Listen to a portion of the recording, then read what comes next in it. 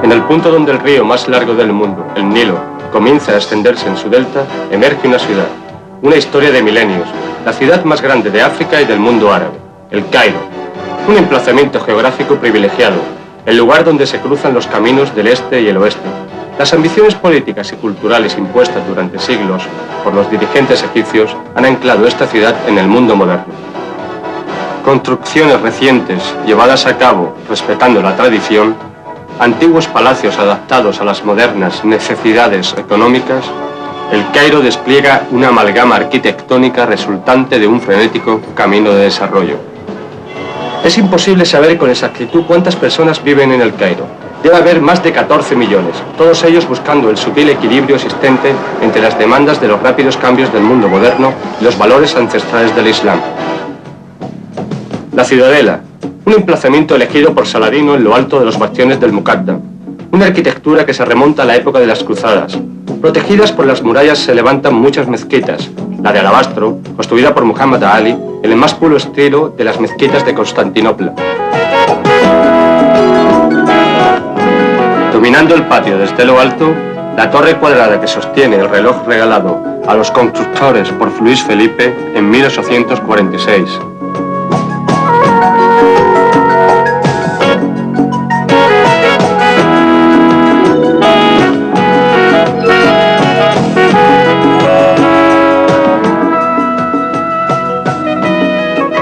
Al pie de la ciudadela, la mezquita de Rifai, que alberga las tumbas de los reyes Fuad y Farouk, así como las del Shah de Persia. Justo enfrente, otras dos mezquitas, la de Sultán Hassan, una obra maestra de la arquitectura medieval, todas ellas contribuyen a hacer del Cairo la ciudad de los 1000 minaretes. En el mismo corazón de la ciudad, otra bien conocida mezquita, el principal centro intelectual del Islam, la mezquita del Azhar, que funciona al mismo tiempo como universidad. El centro originario para la enseñanza del Islam. Desde 1961, la universidad ha abierto 8 ampliaciones más al servicio de unos 20.000 estudiantes procedentes de todos los países islámicos.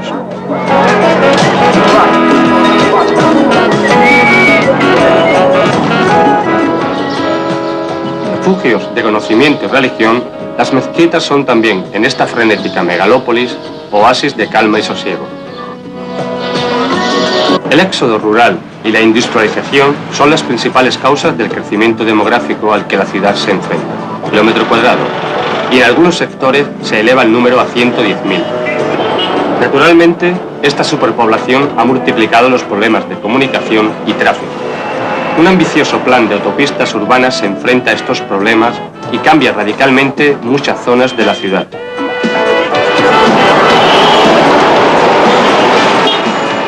Pero es la red de metro la que se lleva el premio a la eficiencia y discreción. Con la ayuda francesa, el Cairo ha creado una red de transporte metropolitano limpia y cómoda.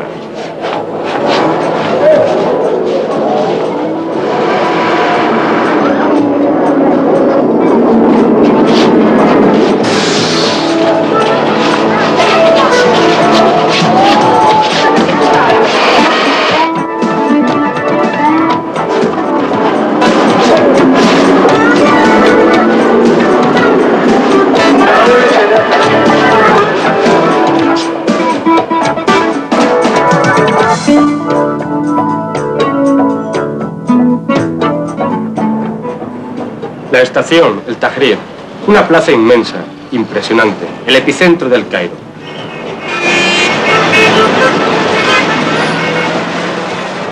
El Tahrir es la principal estación de autobuses de la capital. A través de ella pasan oleadas de viajeros, empleados de la ciudad, gente del campo, curiosos, paseantes y por supuesto turistas que vienen de todos los rincones del mundo para admirar los inestimables tesoros que alberga uno de los más fabulosos museos del mundo, el Museo Egipcio.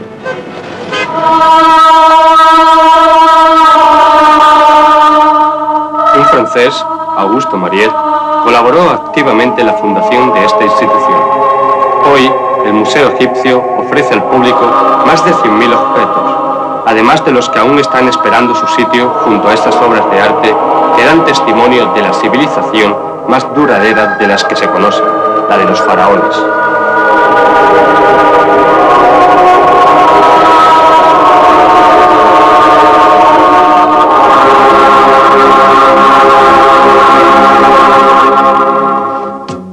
A lo largo del Nilo, a unas millas del centro de la ciudad, una impresionante red de canales bordeados de plantas de papiro ofrece una entrada sin igual al Egipto de los faraones. Aquí, una aldea llena de actores recrea la vida de un pueblecito del Nilo hace miles de años.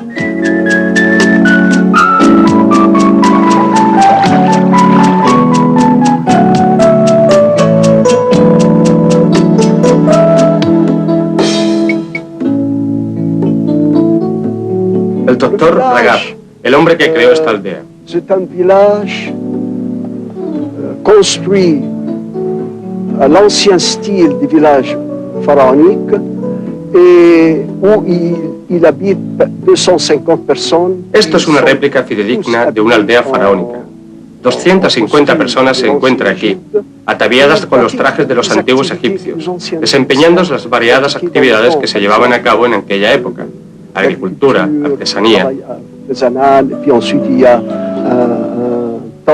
Y aquí un templo.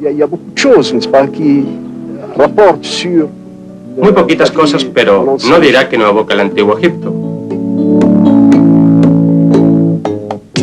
El elemento indispensable para la transmisión y pervivencia de las ideas en el tiempo de los faraones, el papiro había desaparecido totalmente de Egipto hasta ser reintroducido por el doctor Ragab. Hacia el siglo IX dejaron de utilizarse los papiros. Cuando llegaron aquí los árabes introdujeron el método chino de fabricación del papel. En realidad, comencé mis investigaciones en 1960 y fue en 1966 cuando conseguí por fin producir mi primera lámina de papiro.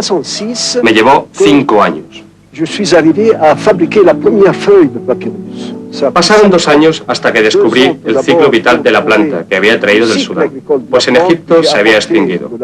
Luego, descubrir el proceso de fabricación del papel me ocupó 2 años, pues esa técnica también había desaparecido. Hoy el papiro ha dado lugar a una verdadera industria. En términos económicos, se ha convertido en el factor principal del turismo egipcio. 20.000 artesanos y sus respectivas familias viven de ello, directa o indirectamente.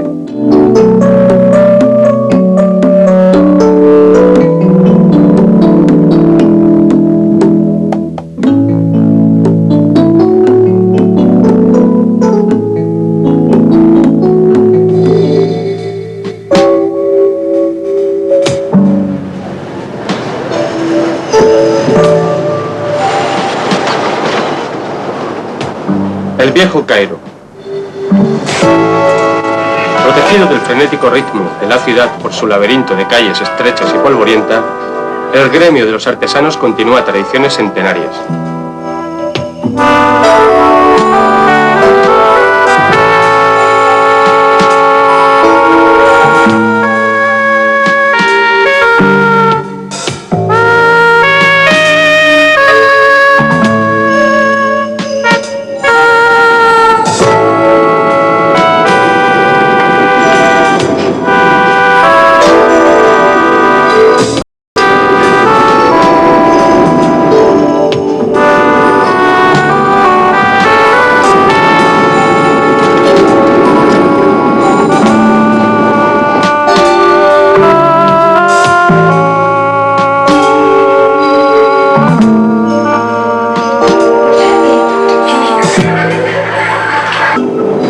Demarcado por autopistas urbanas y por las murallas de la ciudad que hasta hoy siguen delimitando los barrios del viejo Cairo, la ciudad de los muertos, uno de los lugares más extraños de toda la ciudad.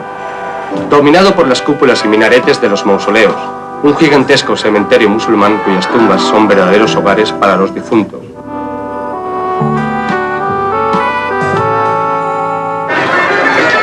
En el Cairo, si vas de compras, vas a los zocos. Khan el-Jalili, el segundo bazar en tamaño después del de Estambul. Su papel como atracción turística le ha hecho perder su autenticidad, pero ha seguido manteniendo su tradicional importancia. En el siglo XIII solo se comerciaba con productos locales. A pesar de todos los cambios, el zoco de Khan el-Jalili permanece, para el visitante como un lugar ideal para sumergirse en la atmósfera y aspirar todos los perfumes de Oriente.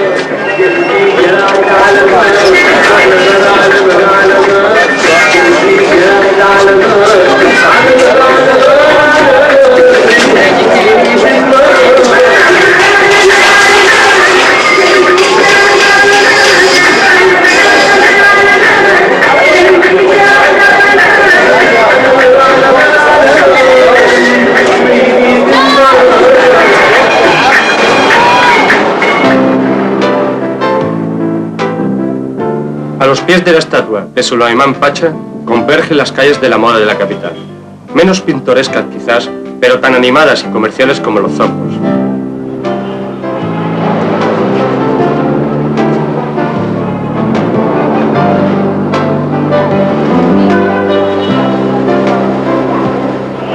Y para las tiendas de la calle Kasr el-Nil, el último grito en elegancia es tener un cartel en la puerta escrito en puro francés.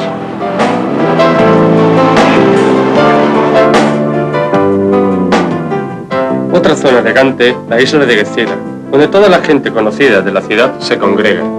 El verdadero pulmón del Cairo, el Gezira, extiende sus espacios verdes por más de 320 hectáreas.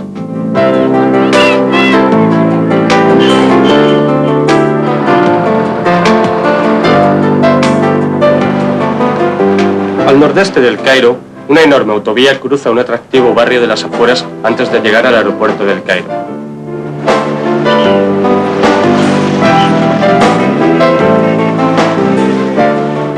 Heliópolis, una ciudad residencial completa creada por un belga adinerado, el barón Empen, que se hizo construir un templo al estilo camboyano.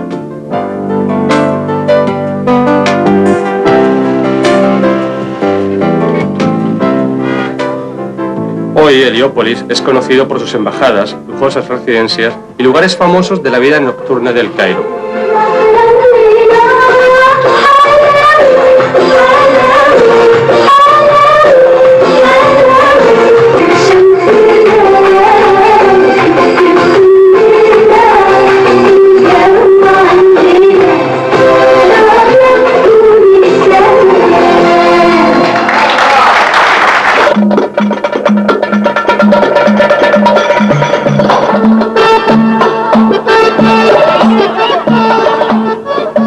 Cada viernes por la mañana, en Imbaba, otro barrio del noroeste del Cairo, reina una animación tan intensa como ninguna.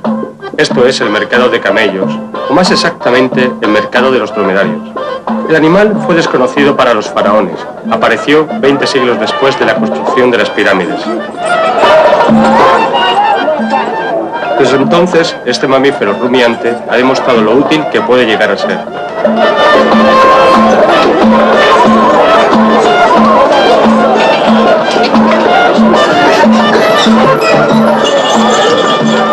El comercio de camellos ha florecido principalmente en manos de sudaneses. Si es bien dispuesto, con un toque de personalidad y sobre todo de buena crianza, un camello puede venderse por más de $2000.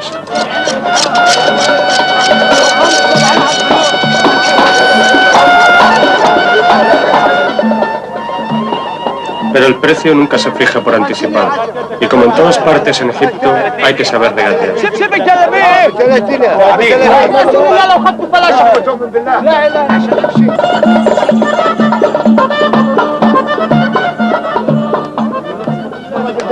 لا يا عم الحاج، لا والله يا عم الحاج، لا والله اقول لك، لا والله اقول لك ورحتوا منك 8 يا عرب.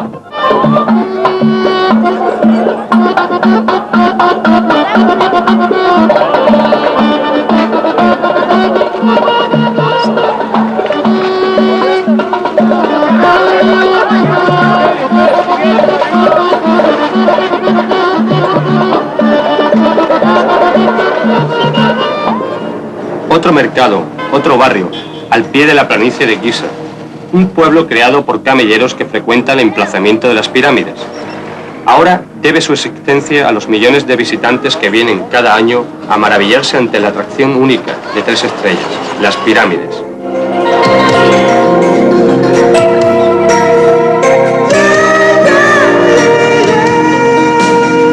Tumbas milenarias que apuntan al infinito. Estas montañas construidas por la mano del hombre reciben el nombre de los faraones que custodian hasta la eternidad. Micerinos, la menor, flanqueada por sus pirámides satélites. Kefren, la única que ha conservado parte de la cobertura de piedra calcárea que una vez tuvo.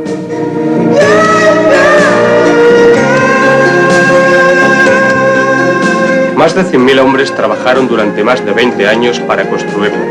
Una de las 7 maravillas del mundo antiguo, Keops, la mayor de todas las pirámides. Durante miles de años, estos colosales monumentos de piedra sirvieron de cantera. Los tesoros que encerraban fueron presa de pillaje, y fue en tiempos relativamente recientes cuando los esfuerzos para proteger el recinto surtieron efecto. Pero, por muchas medidas que se tomen hoy, ya no se pueden recuperar las dimensiones originales de Keops. 146 metros, constructando con los 137 actuales, lo cual supone una disminución en los metros de la base y 200.000 metros cúbicos de roca reutilizada en los múltiples monumentos con los que los sultanes cubrieron el Cairo.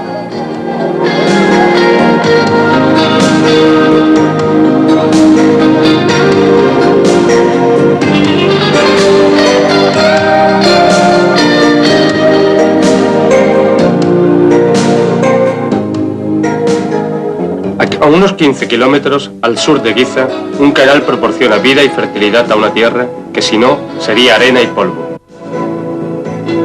Hoy, algunos pueblos cubren el recinto de lo que fue una de las mayores ciudades del mundo antiguo, Memphis.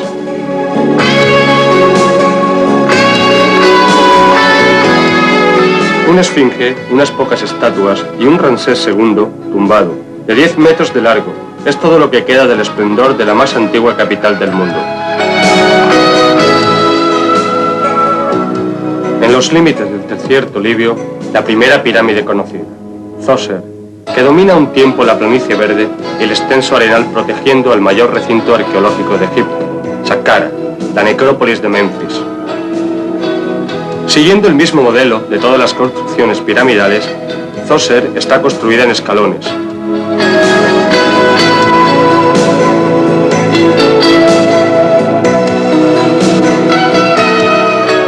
Fue aquí, en medio de un complejo de templos y mastabas, dentro de la base de la pirámide de Unas, donde se encontraron las primeras páginas en lengua jeroglífica que relataban los procedimientos funerarios, los textos de las pirámides. Estas mastabas, como la de Meruca, son enormes enterramientos individuales. Su decoración evoca los usos funerarios y la vida cotidiana de hace 5 milenios.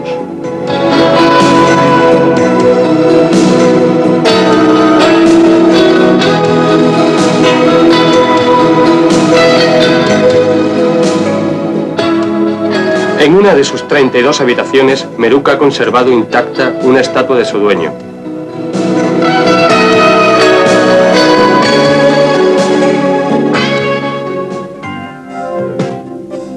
El Cairo, Alejandría, una autopista de 200 kilómetros, a través del desierto.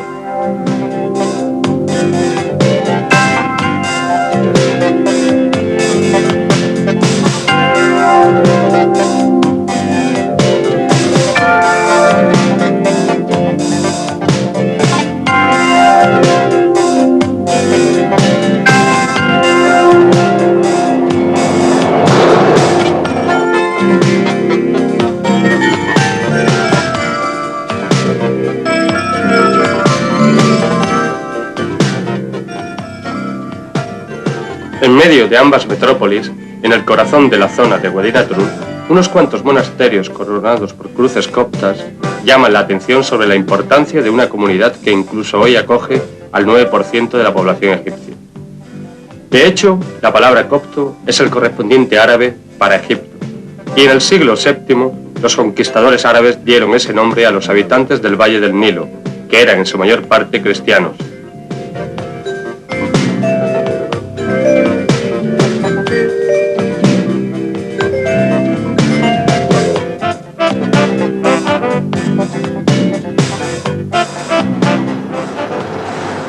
Más al norte, poco a poco, el desierto va dando paso a la vegetación.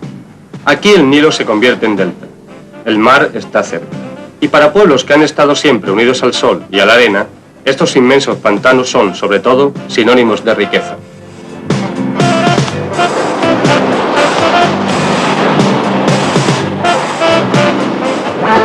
Alejandría, la segunda ciudad más grande de Egipto.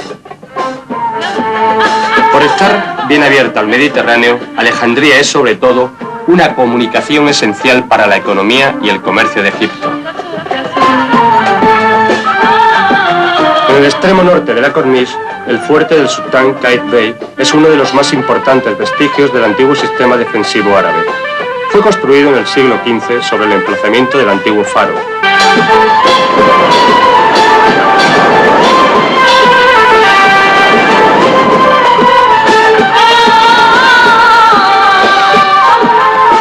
La columna de Pompeyo se eleva como un mástil de granito en el centro de un enclave de antiguas ruinas clásicas.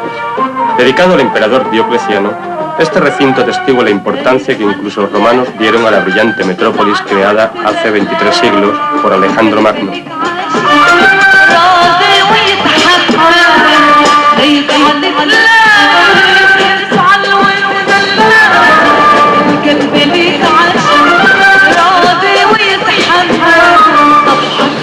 Los opulentos edificios de primera línea de playa datan de finales del siglo XIX y principios del XX.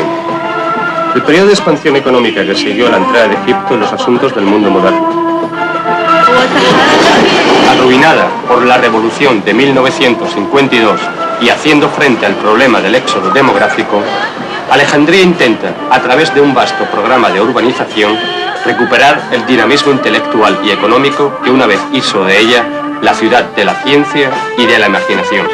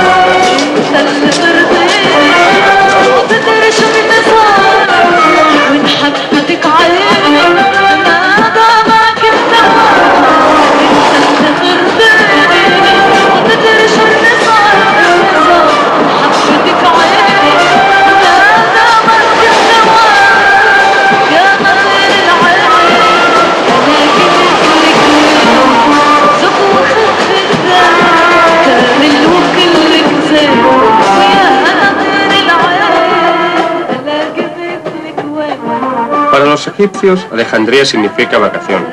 Aquí es donde los cairotas que pueden permitírselo vienen a pasar el fin de semana. Al final de la inmensa playa Muntasa, con su palacio, evoca el tiempo en el que el rey Farouk eligió este lugar para construir una de sus múltiples residencias. En Alejandría, el museo ofrece una exposición de la colección de joyas reales con un valor inestimable.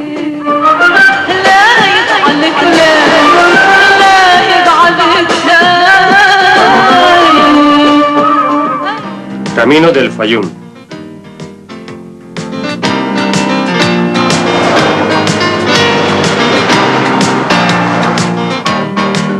Después de 80 kilómetros de planicie desértica hasta la desesperación, la autopista se dirige a un inmenso lago, el Karun, que en el pasado se pensó construido por la mano del hombre.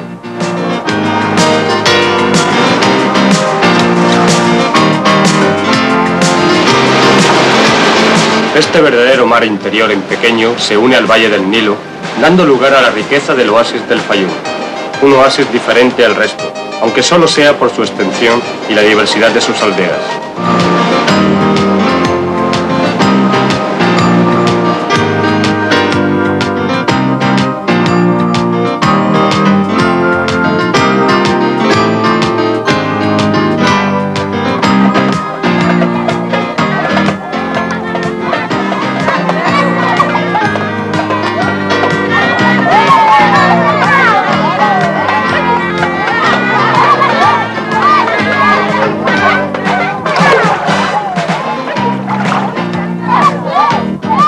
En la tierra del lago, una red de canales de irrigación recorre el terreno transportando el agua del Nilo a través de un sistema de norias, que siguen utilizándose desde la época de los faraones.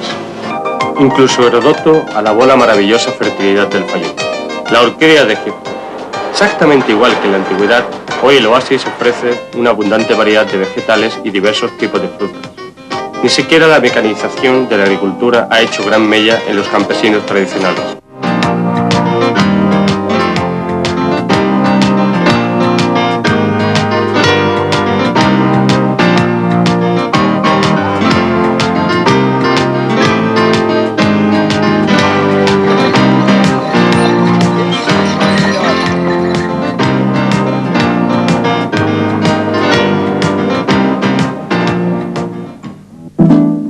El área de Egipto es de 1 millón de kilómetros cuadrados. Su población, 52 millones de habitantes, viviendo todos en el 4% de la extensión total, en el valle del Nilo, en las riberas de este río que, literalmente, da vida a Egipto.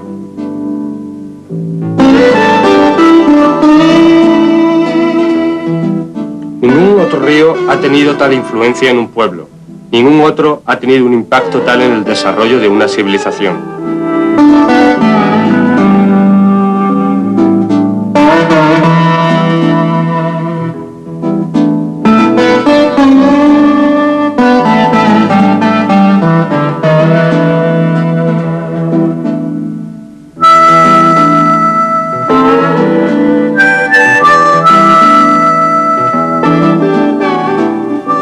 Nilo arriba, unos miles de kilómetros nos remonta a 5.000 años de historia.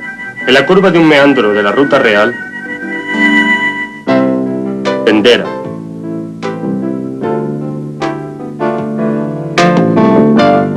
El templo dedicado a Hathor, la diosa del amor y la alegría. El templo es, en sí mismo, una síntesis del arte egipcio porque en su construcción se aprecian varias épocas arquitectónicas. En la primera sala, figuras astronómicas grabadas en el techo muestran cómo la diosa Nut da a luz al sol cada mañana.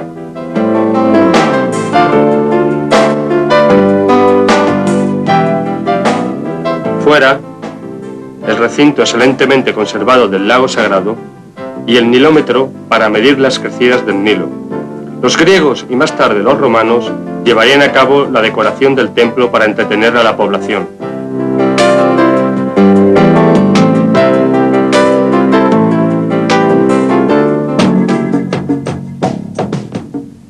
...80 kilómetros río arriba, en su tramo más ancho, Luxor, el primer centro arqueológico del mundo para el turismo.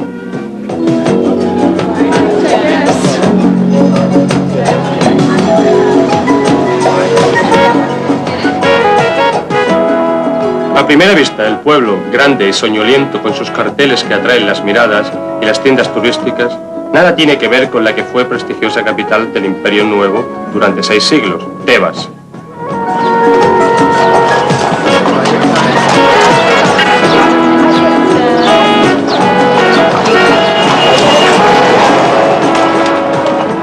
Después de atravesar el pueblo, no debe perderse el templo del dios Amón, aún custodiado por un obelisco de 25 metros de altura. Su hermano gemelo fue regalado a Francia por Muhammad Ali en 1833.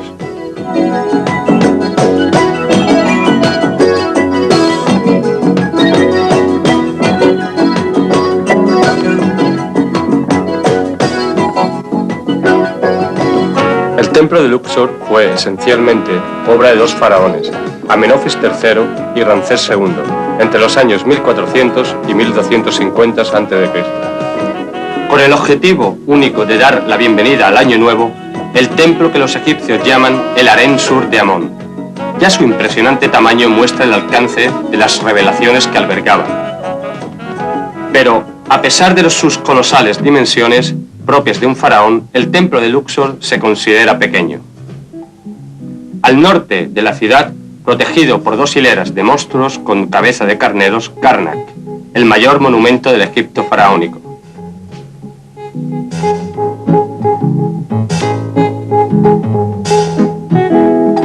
Para apreciar realmente el esplendor y la riqueza de los templos del Alto Egipto, hay que tener en cuenta que los faraones trajeron fabulosos tesoros de sus conquistas africanas y asiáticas, que entregaron como ofrenda al dios de los dioses, Amón. Los templos son la representación física de estas grandiosas ofrendas. Al considerarse hijo de Dios, los faraones unían su culto al de la divinidad suprema. Por ello, cualquier ofrenda al dios era también un regalo al faraón, pues el prestigio real y el poder divino eran una sola cosa. Así fue como la divinidad, a través de sus templos, se convirtió en el más acaudalado propietario del imperio. Los faraones siguientes se desvelaron por añadir incluso más columnas, obeliscos y salas, nuevos frescos que asociasen su reinado más aún a la gloria de Dios. Como resultado de este abundante esfuerzo, un increíble tropel de monumentos fueron construidos en el curso de 2 milenios, y aún estamos lejos de penetrar en todos sus misterios.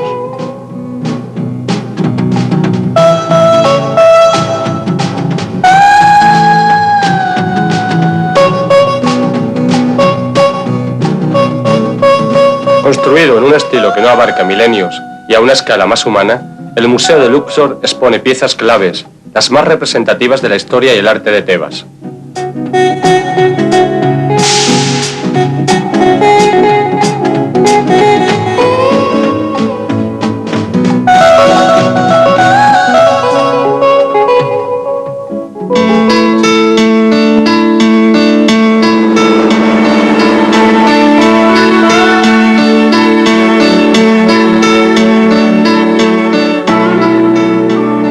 La orilla oeste, en tiempos de los faraones, era un mundo fantástico habitado solamente por muertos de alto rango y siervos a su servicio. Más abajo, 2 gigantescas estatuas de 15 metros de altura, los colosos de Memnón, del faraón Amenofis III, que cruzan por los siglos contemplando la inmensa necrópolis de Tebas.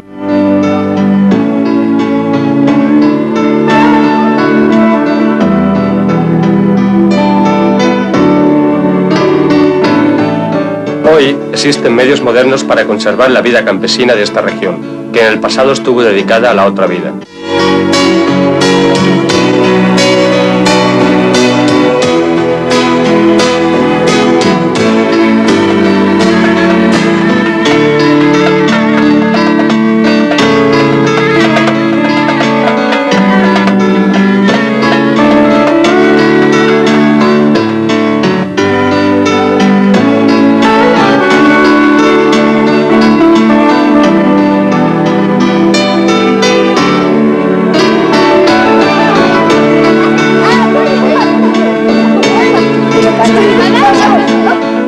Gurna, Deir el-Medina, 2 pequeñas aldeas cuyos habitantes siguen sus vidas sin prestar atención a las omnipresentes tumbas descubiertas por los arqueólogos. Aquí es donde fueron enterrados la mayor parte de los altos dignatarios de Tebas, Rejmerá, Mahu, Ramosé, cuya tumba está recubierta de esculturas en bajo relieve de extraordinaria belleza. Las reinas de Egipto reposan en este valle donde, hasta ahora, alrededor de 80 tumbas han sido descubiertas. Muchas necesitan ser restauradas. Una de las mejores conservadas es la de un príncipe hijo de Ramsés III.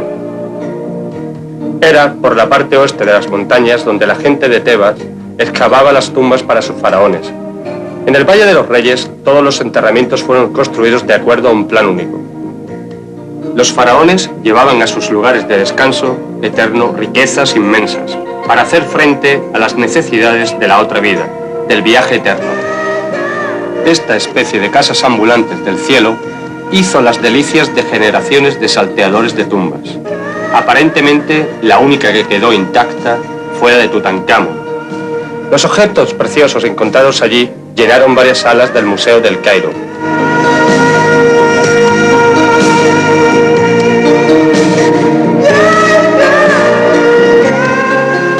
Cerca del Valle de los Reyes, un círculo de rocas protege el templo construido por el arquitecto Sennut, en honor de Hatshepsut, la reina faraona que depuso a su hijo.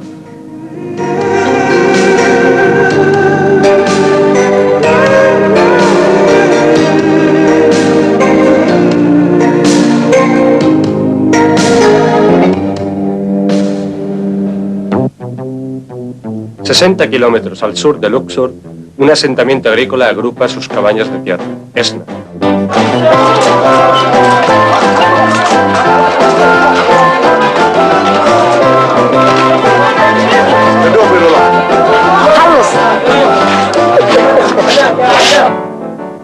Sobre las columnas del templo de Hum, el dios carnero, un interesante detalle. Todos los capiteles grecorromanos son diferentes. Y otra curiosidad, muchos frescos van acompañados de textos que relatan los rituales de la festividad en aquella época.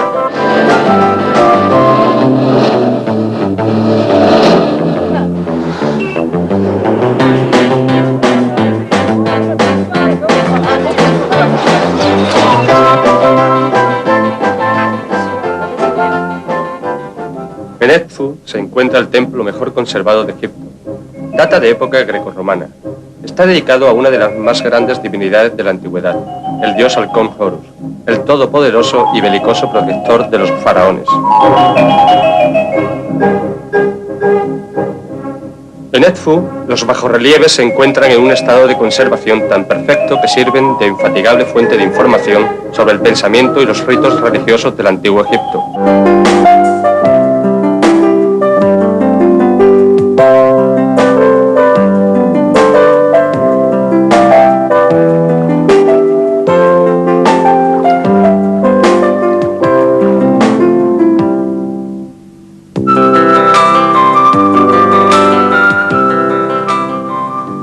Dominando la orilla este del Nilo, las ruinas de Komombo representan los últimos vestigios de un templo que data del reinado de la dinastía tolemaica, 3 siglos antes de nuestra era.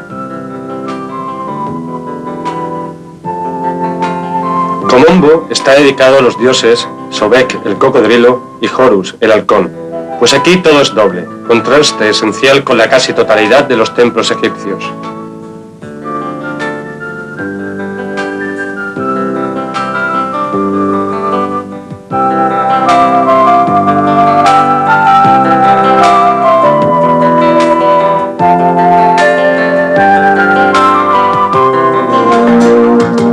La entrada de Nubia, allí donde comienza el gran desierto africano, la alta presa de Asuán ha cambiado drásticamente los factores económicos de la región y del país entero. Construida con ayuda de la Unión Soviética a petición del presidente Nasser, esta obra colosal fue concluida en 1971, después de 15 años de un esfuerzo digno de los faraones. Hoy, sus turbinas producen los billones de kilovatios necesarios para que Egipto continúe su desarrollo industrial.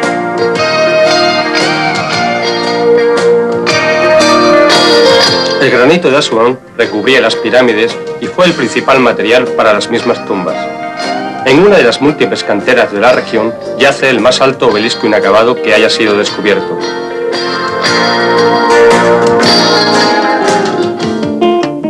Asuán es la primera catarata. Los antiguos pensaban que ahí acababa el país.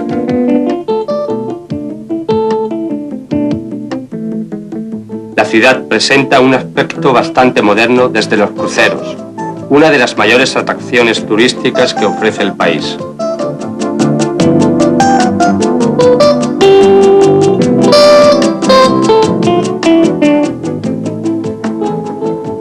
Con una faluca puede acercarse a 3 de los más interesantes lugares de la ciudad y dominarla desde allí.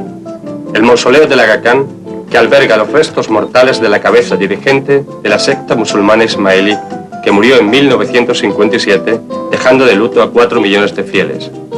El monasterio de San Simeón, uno de los conventos cristianos más antiguos del mundo. Y la colina de Qutba el-Hawa, en cuyas laderas están excavadas las tumbas de los príncipes de Elefantina. Asuán debe gran parte de su encanto a las numerosas falucas que navegan de aquí para allá entre las islas de granito. La isla de Elefantina debe su nombre a la forma de sus rocas, pulidas por la erosión a través de los siglos. Era el punto de arranque de las expediciones faraónicas hacia el sur. El único vestigio que queda de esa época gloriosa es el templo de Junún, que vigilaba las crecidas del Nilo.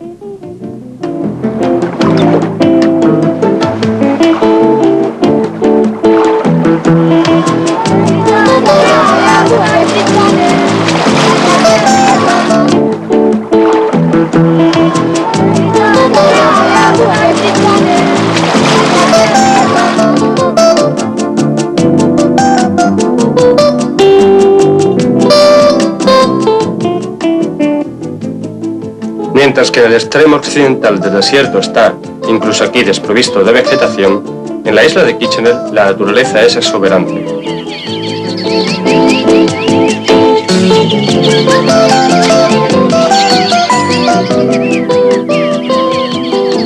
En este soberbio jardín, la isla de las flores, se mezcla tal infinidad de esencias entremezcladas, tropicales, asiáticas, africanas, que uno se ve abrumado por esta sinfonía de olores, perfumes y de la llamada delibis.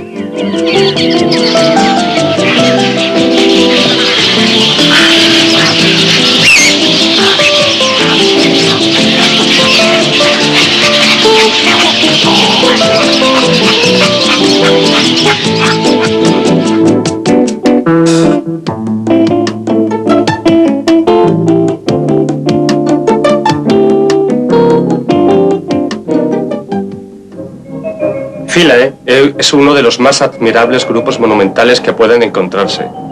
8 años de trabajo, bajo la ayuda de la UNESCO, fueron necesarios para trasladar, piedra a piedra, la perla de Egipto a la isla de Agilca, a 300 metros de su emplazamiento original.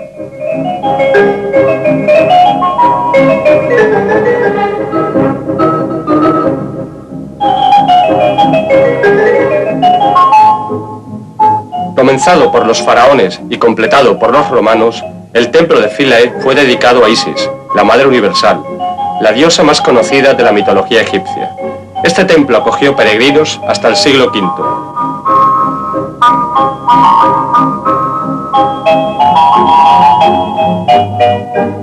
Entre las columnas y bajorrelieves puede encontrarse la reproducción de la famosa piedra Rosetta, la estela de basalto negro con inscripciones gracias a la cual pudieron descifrarse los jeroglíficos. Sin la ayuda de la UNESCO, el lago Nasser, creado junto a la Alta Presa, nunca hubiera dejado al descubierto otro de los grandes testimonios del antiguo Egipto, Abu Simbel.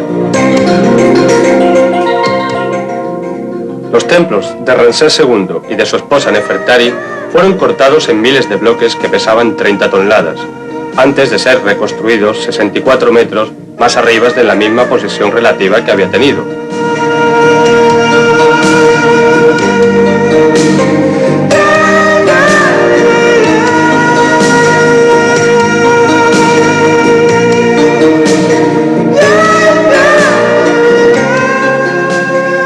Tuvo que llegar el momento en el que estos gigantes se vieran enfrentados a la desaparición para que el mundo rindiera homenaje a este bastión de la civilización faraónica.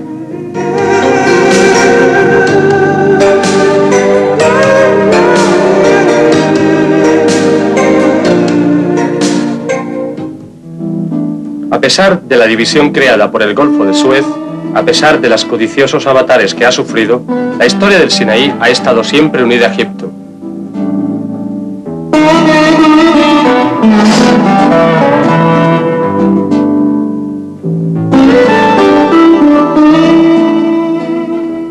Un espacio inmenso, árido, aplastado por un sol implacable que resquebraja la superficie de la tierra.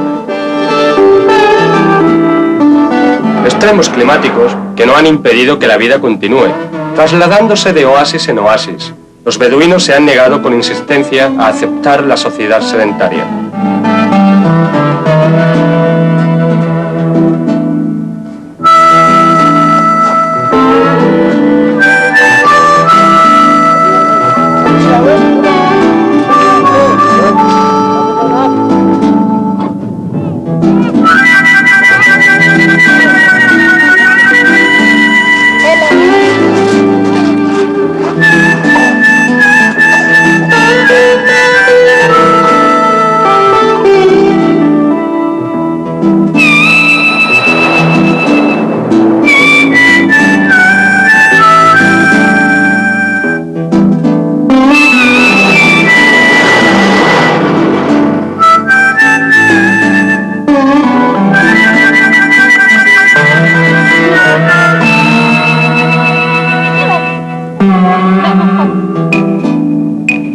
A pesar de la dura vida que el Sinaí impone, este ha sido objeto de litigio desde la antigüedad, a menudo por las riquezas subterráneas que contiene, metales preciosos, minerales raros y, por supuesto, petróleo.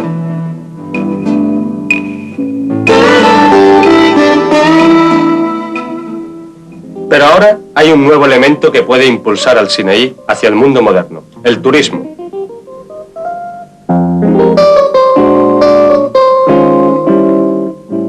En Sharm el-Sheikh, el extremo sur de la península, hay más de algunas joyas turísticas. Un sol brillante, por supuesto, pero también playas de finas arenas y las límpidas aguas del Mar Rojo. Sharm el-Sheikh se ha convertido en un centro internacional de submarinismo.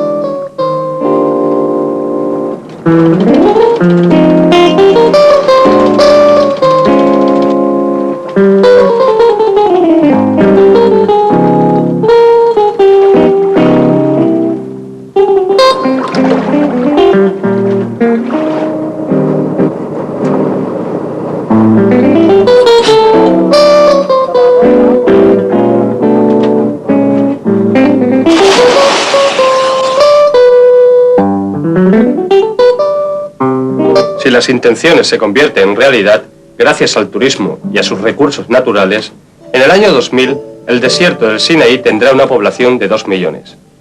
Mientras tanto, la palabra desierto significa exactamente eso, lo cual es mucho mejor para aquellos que buscan paz y tranquilidad.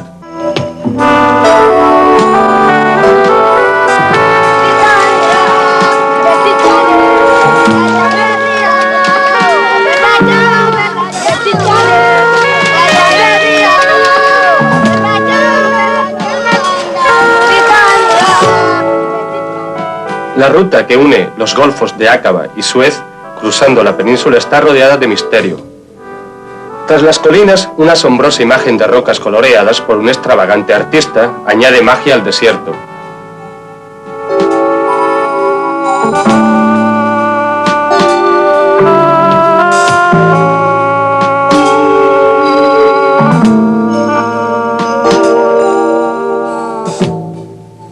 En el centro de la península, rodeado de un círculo de colinas, un asentamiento ideal para la contemplación.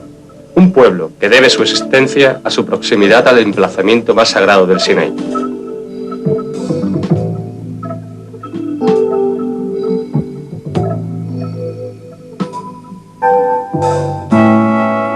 Aquí, en esta cima, fue donde los ángeles colocaron el cuerpo de Santa Caterina de Alejandría. Detrás de esta aparente fortaleza, el convento de Santa Caterina encierra una calma y serenidad impresionante. Alrededor de la tumba de la santa, íconos y lámparas de plata de estilo bizantino contrastan con la austeridad de la cripta. San Esteban, un ermitaño del siglo IV, vivió en estas lomas del monte Sinaí, donde aún se pueden ver los esqueletos de los primeros monjes. El padre Michel es el abad del convento. At first, of course, is the monastery. Primero está, por supuesto, el monasterio del año 327. Tenemos los campanarios enfrente de la iglesia pequeña, que fue construida a principios del siglo IV por Santa Elena. In the beginning of 4th century from Saint Helen. Saint Helen sent here the money and the Santa Elena envió aquí hombres para construir una pequeña iglesia con una torre para los monjes que vivían por estos montes. Ahora somos alrededor de una veintena de monjes. Por supuesto, muy pocos para este lugar. Of course, one number very small for this place.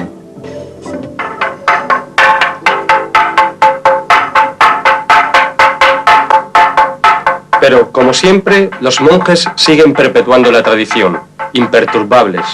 Cada mañana, al alba, resuena la llamada a la oración del convento de Santa Caterina del Sinaí, extendiéndose por la amplitud del desierto.